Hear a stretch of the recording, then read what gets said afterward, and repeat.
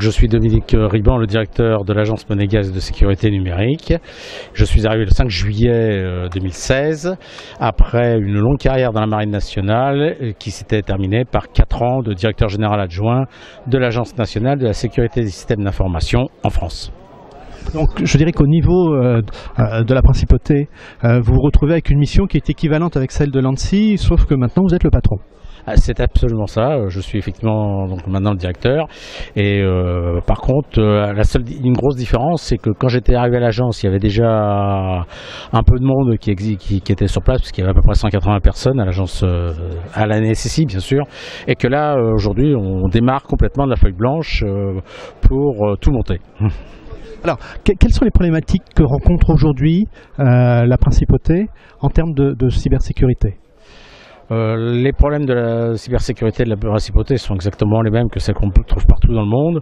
Il n'y a aucune raison que la principauté ne soit pas attaquée de la même façon. Donc il faut mettre en place les systèmes qui vont bien pour détecter les attaques, traiter les attaques éventuellement et ensuite aider tous ceux qui en ont besoin pour justement sécuriser leur système.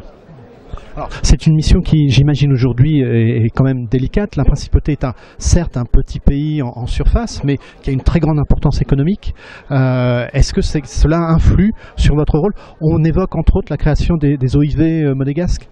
Absolument, donc c'est prévu dans un projet de loi de créer effectivement les opérateurs d'importance vitale pour Monaco, qui sont les opérateurs qui sont vitaux comme leur nom l'indique, mais pour le fonctionnement de l'État monégasque, la vie des monégasques et éventuellement la survie des monégasques.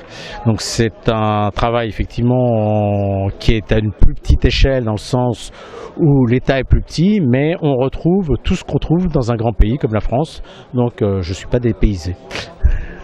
Je dirais, pour vous avoir entendu lors d'une conférence, qu'il y a deux domaines qui vous intéressent en priorité. Un premier domaine qui est d'ordre technique, c'est-à-dire outiller la principauté. Vous évoquez le fait de placer un certain nombre d'outils, de contacteurs à droite et à gauche. Enfin, vous allez nous l'évoquer. Mais dans le même temps, il y a un travail de gouvernance au sein donc de la communauté monégasque.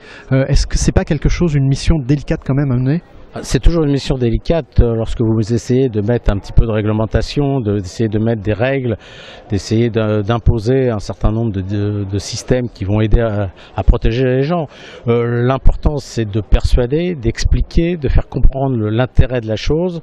Et ensuite, en général, une fois qu'on l'a fait, les gens acceptent volontiers parce qu'ils comprennent que c'est pour leur bien. Quelles sont vos priorités immédiates ? La priorité immédiate, c'est bien évidemment les services d'information de l'État monégasque. Et la deuxième priorité, c'est bien évidemment les opérateurs d'importance vitale. Mais c'est aussi apporter des conseils à l'ensemble des entreprises qui travaillent sur Monaco pour les aider à se sécuriser et à travailler en confiance. À partir de quel moment est-ce que vous estimerez que vous avez accompli votre mission ? Le jour où on mettra à la porte? Non, je plaisante, bien évidemment. Je crois, c'est une mission sans fin parce qu'en fait, les attaquants évoluent, les défenseurs évoluent, heureusement, et c'est notre rôle. Mais c'est un peu aujourd'hui, c'est comme la sécurité physique. Vous avez beau mettre des murs en béton, des volets en ferraille, des portes à 5 points, il y a encore des vols qui se produisent. Et ben c'est à peu près la même chose dans le cyber. On a beau mettre des sécurités, il y aura toujours, hélas, des attaques à traiter. Alors, je terminerai par une question que je m'adresserai peut-être aux super cybergendarmes de la principauté. Si vous aviez un conseil à donner aujourd'hui aux gens qui nous écoutent en matière de sécurité, avec l'expérience que vous avez menée et sur cette vision qui est un peu plus stratégique et politique liée à votre mission. Alors d'abord, je voudrais corriger un petit peu vos propos. Je ne suis pas un gendarme. Je ne suis pas le gendarme de la cyber, pas du tout. Nous, on est là pour conseiller, aider, et c'est vraiment notre rôle principal. On n'est pas là pour taper sur les gens. Donc c'est le gendarme dans le rôle de conseiller, oui, mais pas dans le sens de la répression. Le rôle de l'agence, c'est évidemment donc d'aider les gens et de faire progresser dans ce domaine-là. Mais il n'y a pas de sujet particulier pour moi et de difficultés particulières.